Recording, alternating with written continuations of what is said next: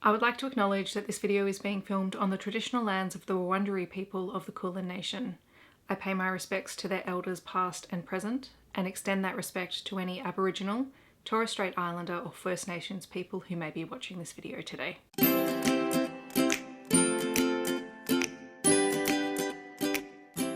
Hi everyone! Welcome to another kids reading vlog. This time, this is all of the books that came out on August 30th that I had review copies for that I didn't film separate videos for. So we are going to dive into these. I am currently very crazy on the couch. It is raining outside. It is nighttime. I have already spent tonight, so it's like 8:30. I had professional learning after school that I had to do, and then I had to go through and proof some presentation slides, approximately 150 slide deck slides for tomorrow. I'm a little brain dead, like a little bit brain dead. So I don't know how I'm gonna get through this week. Today has been a doozy. This week has been a doozy. I don't know how we managed to do it, but every time, everything just seems to be scheduled in the 1 week at work. And so you get tired Steph in her hoodie, sitting on the couch with no makeup on, because I literally have not had time to start thinking about any of this until now. And I've just figured I better start this now because it's probably going to take me all week and all weekend to actually get through all of these books. Life choices have been made. We will have to wait and decide if they're good life choices or poor life choices. I don't even know. So if you excuse all the mess in the background over there, these are the books that I'm going to be reading and talking about. There's quite a few novels. This one is a graphic novel. This one is just a collection of quotes and things. I'm really excited to read this. And then some more books here. These two, I don't know if they'll be in the vlog because they're not actually from the publisher. So all of these are from Allen and Unwin. Just trying to think what I requested. I definitely requested that. I would have requested this one, maybe that one. Some of these were sent to me. Oh look, there's another Ando book. Sky Dragon. Have not read that series either. I have, however, read books in this collection. This is the Through My Eyes collection. This one is Australian Disaster Zones. I've read some in a different series, but I'm excited to get to that. And then 1, 2, 3. Those 3 will probably be donated to the school's library to go into the collection. And I'll probably keep these ones. That'll go into the classroom. This one will stay here. And these 2 will go in for my kids to read. I will check in once I've started reading some of these books. Also, side note, I'm drinking orange juice with chia seeds, which is a change up from my chia seed water, but I literally had some orange juice and I need the sugar hit tonight. So I threw some chia seeds in, because why not? But it kind of looks like an orange and poppy seed cupcake muffin thing, but as a drink. And it gives me such pleasure when I stir it. It just looks so weird. So I said I probably wasn't going to include the other picture books, but I totally lied. So I can't not share this one. So this one is not a review copy. This is Open Your Heart to Country by Jasmine Seymour, and it is a stunning, stunning First Nations book for Indigenous Australia. Jasmine Seymour is an incredible artist and author, and this book is just beautiful. It is about coming back to country.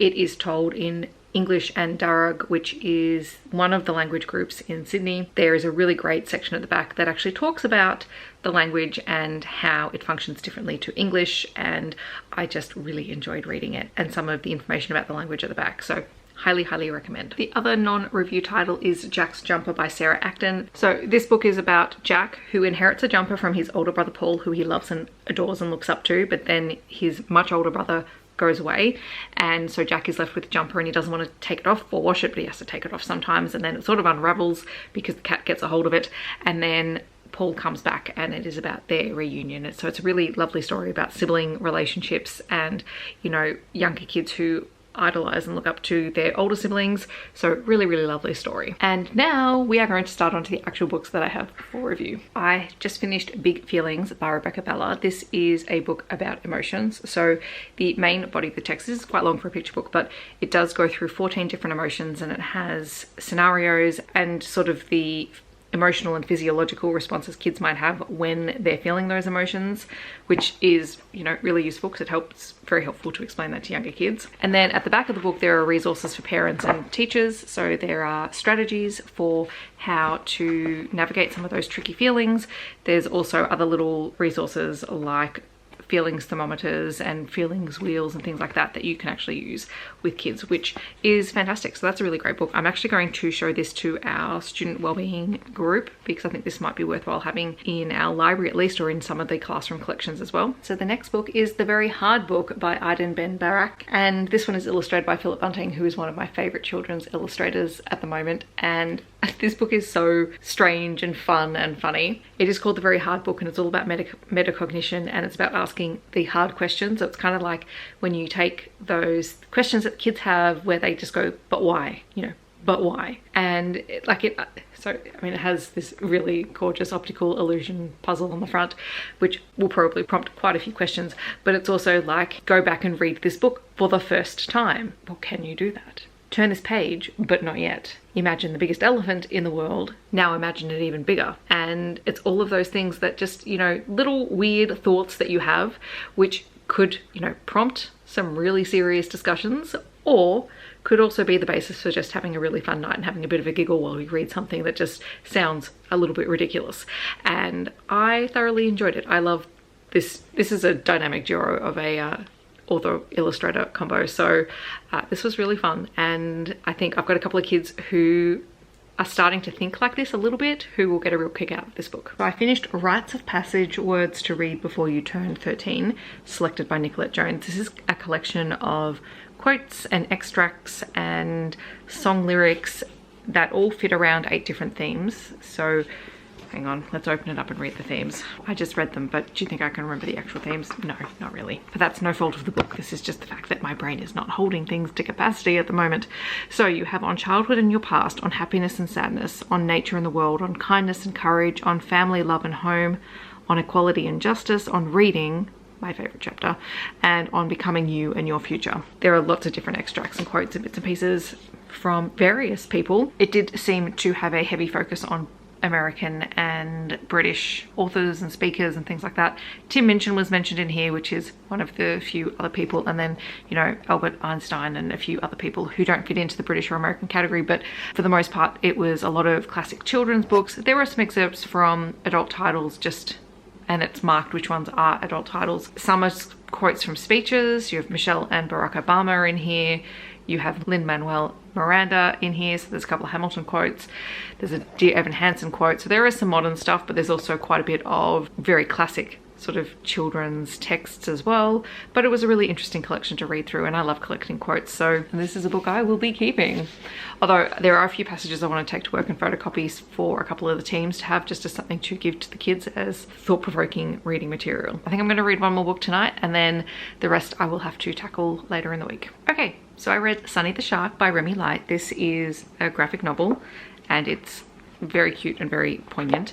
So this is about Sunny, who is a white tip shark, and she ends up with a ring of plastic trapped around her. So this does really have a really strong ecological message in it about how animals, how particularly marine animals, can be trapped and hurt by plastics in the sea and any other sort of debris that we humans tend to leave everywhere. So Sunny gets caught in this ring. She is accompanied by a pilot fish, and it shows how, you know, it's really hard for sharks to live and survive and hunt if they are caught in plastic. So in this book, Sunny was actually caught and tagged by some researchers who were eventually able to help her, but it's all about her adventures along the way towards finally being free of the plastic. There's also some information at the back of the book that explains a little bit more about white-tip sharks and also the dangers of plastic in the ocean. I just thought this was really fun, and apparently it's a whole series. So hang on, let me move my post-it note. There's 2 other titles, and this is definitely one. I'm going to take this into the classroom for my kids because my kids are loving graphic novels, and this will be right up their alley because I've got some shark and non-fiction obsessed kids. But also I want the school to buy the other books because I think these will be really high interest for the kids. So yay, thank you Allen and Unwin. I really enjoyed reading this. Hi everyone, please excuse the sounds of the washing machine going in the background. I am going to continue my kids reading vlog with Sky Dragon book 5. This one is called Wave Breaker. Again, this is not a series by Ando that I have read before, but I'm going to give it a shot, and then this will get donated to the school library. I just got off the phone with my mum. It's actually her birthday today, and it was my dad's birthday during the week, but they've been trying to buy a house. They just bought a house today, like literally, you know, 45 minutes ago. So that's a weight off their shoulder, and we're going out for dinner with mum tonight for her birthday, but also now for celebrating them buying a house. So I need to try and read a couple of things this afternoon before I go, otherwise nothing will get read this weekend. So we're gonna do this. I just finished Sky Dragon Wavebreaker. Now obviously I don't really know the origin story of the character, but the main protagonist in this is Amber. She is somehow able to communicate and direct insects, for what it's worth. That's what I gathered. And she and a companion of hers are in town on a holiday, and they begin to realize that there is something not quite right with the marine life, and some of the animals keep beaching themselves regularly.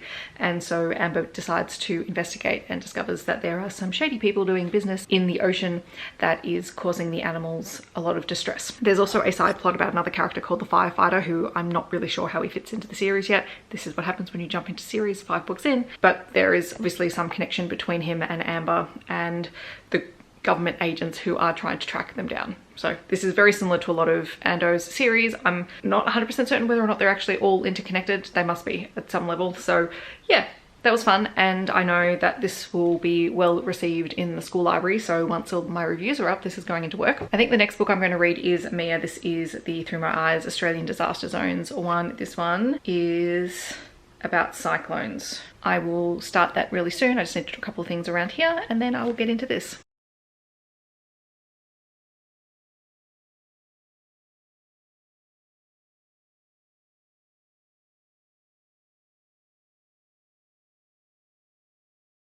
So I didn't get to update you guys on Mia before I left for dinner. I actually finished it like 5 minutes before I had to run out the door. So this is a really interesting novel. So it does take place in the Pilbara region of Western Australia, so that's the other side of the country for me. And it is set during Cyclone Veronica, which was in, oh gosh, what year? 2019, I want to say. Yes, 2019. So in the back of the book, there was actually a timeline of all the things that happened during Cyclone Veronica. And the story is about Mia. She is a 13-year-old girl. She lives in the Pilbara region with her mother. Her mother is the local veterinarian, and everything is quite spread out in around where they live. And we open the story, it's, you know, a normal wet season, and then they begin to suspect that there might be a cyclone off the coast, but they're not sure what's happening. It's quite slow moving. They don't know if it's going to make land. Everyone keeps going to school, all of that sort of stuff. And then Mia's mother is called out to a job about an hour and a half away, and she's kind of reluctant to go, but Mia says, you know, it's fine, just go. This thing's moving really slowly. I'll be fine. I'll look after the animals here, because they sort of run a rescue as well for native wildlife. And then of course, once Mia's mother is gone, the place where Mia's mother ends up is hit with sort of a red alert, so she can't actually fly out. And so Mia is left on her own during Cyclone Veronica. And it's about how she copes, it's about how she deals with things that come through. She's a very level-headed 13-year-old. She's very calm in the face of crisis. And on top of that, we also get the issues of her being a 13-year-old girl and dealing with friendship issues and things like that. So this is great for middle grade readers. It is definitely aimed at that sort of probably 12 to 14 age bracket, but well worth it. And I hadn't read anything about Cyclone Veronica, so this was really interesting. And I liked that we had all the maps and the timelines and things in there, because if you're going to use this with kids in a classroom setting, you have all that information there for them to go back and look at what actually happened. I will check in possibly tomorrow when I read a couple more books. Okay guys, I just finished Honor Among Ghosts by Sean Williams. Sean Williams is an Australian writer. He's written science fiction and also children's titles. This is a middle grade title that is part mystery, part ghost story. It is about 4 friends who live in a small town that is loosely based off Ireland, I believe. And at the beginning of the book, a young girl named Penny witnesses her father being locked away for being a thief, and she knows that he didn't do it, and so she sets about trying to find out how he came into possession of stolen goods. She teams up with 3 of her friends and they begin investigating.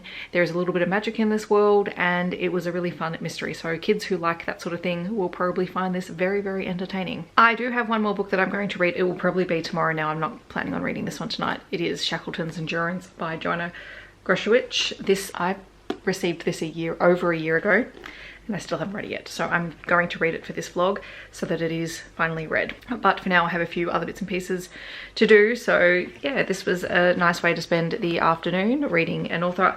I forgot that I had read Sean Williams when he was writing with Garth Nix, so that was where I knew him from, but apparently he's also written Star Wars books, so that may be something I check out further down the line.